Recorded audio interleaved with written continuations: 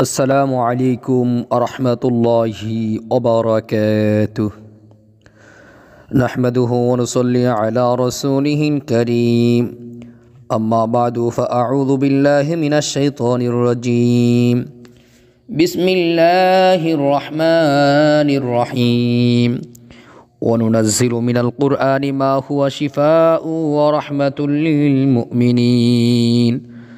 সদাকাল্লাহুল মাওলানাল আযীম। সম্মানিত বন্ধুগণ, তো আপনারা আশা করি কেমন আছেন? আশা করি আল্লাহ সুবহানাহু ওয়া তাআলার রহমতে সকলেই ভালো আছেন। আমিও আল্লাহ সুবহানাহু ওয়া তাআলার রহমতে খুবই ভালো আছি, আলহামদুলিল্লাহ। সম্মানিত বন্ধুগণ, তো আপনাদের মাঝে আজকে একটি বিষয় নিয়ে আসলাম।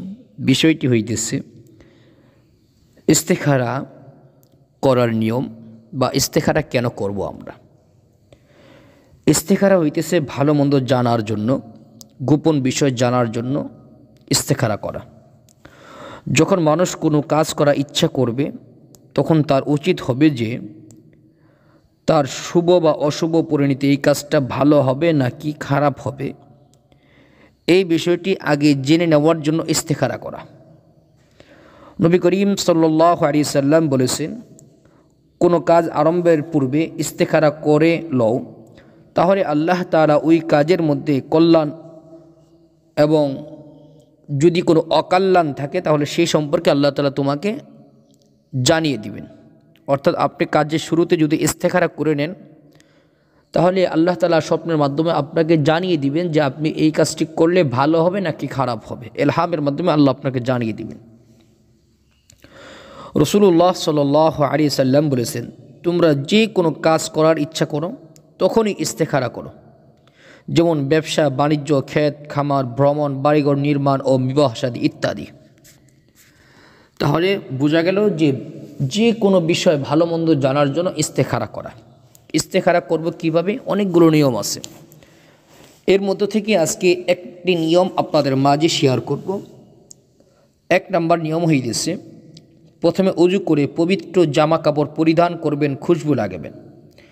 এরপর কিবলামুখী হয়ে ডান কাতে শুয়ে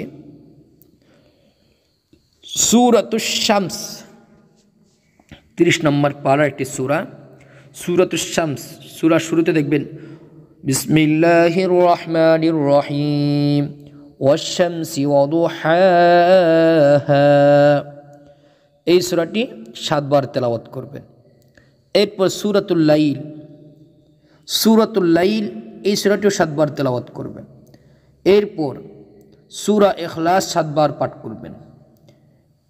7 বার করে পাঠ করা হয়ে গেলে এবার দুইটি হাত আল্লাহ তাআলা দরবারে উঠে এইরূপ আবেদন করবেন যে আল্লাহ, আমাকে আমার স্বপ্নের মধ্যে এই বিষয় ভালো মন্দ দেখিয়ে দাও এবং কিভাবে আমি সুখী ও শান্তি লাভ করতে পারি এবং আমার কিভাবে দোয়া কবুল হবে দেখিয়ে দাও।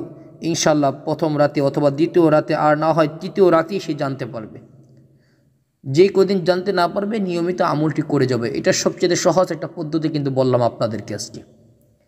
এরকম যদি সহজ এবং গুরুত্বপূর্ণ আমল পেতে চান অবশ্যই আমার চ্যানেলটি সাবস্ক্রাইব করে রাখবেন এবং প্রত্যেকটা আমল শেয়ার দিয়ে আরেকজনকে জানিয়ে দিবেন। আল্লাহ তাআলা আমাদের সকলকে আমল করার তৌফিক দান করুন, আমিন। আসসালামু আলাইকুম ওয়া রাহমাতুল্লাহি ওয়া বারাকাতুহু।